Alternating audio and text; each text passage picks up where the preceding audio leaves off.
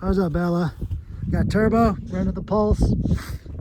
I have the Seekins SP10M with 260 Remington upper on it, a 5-inch Thunder Beast Ultra, a Loophole Mark 6.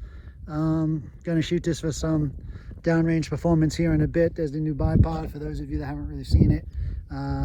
We'll do a quick rundown on that after this. Gonna do 5 rounds. You can see we have double mil spec and shooters here set up here on the Pulse. Turbo is gonna have to hold the phone and run the Pulse. Ready down here. Okay, here we go. First shot. Give me a number, boy. Got 134.8 mil spec. 134.8, pretty good. Okay. Shooter's ear. Ready? Yeah. That was shooter's ear, not mil spec. Oh, that's not good. Got brass on my laptop. Hold my screen protector. 134.4. Ready.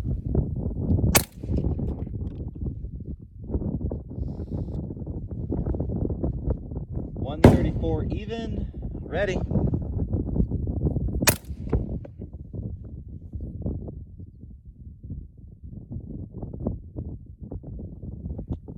Almost. 135.4. Ready.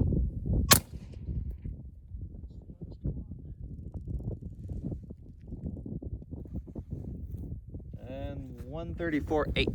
134.8. So that's pretty good. The highest was 135 and change. Yeah. Just for you tech guys that like to see this stuff, that's the control panel on the mini Pulse. I don't know. We have a full-blown Pulse, but we're testing software. I don't know what version this even is right now, to tell you the truth.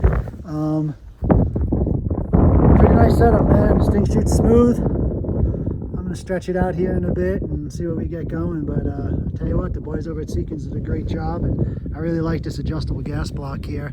Haven't really played with it a whole lot. I had it wide open in this range right now, and you can see it's running fine. All right, we're out of here for now.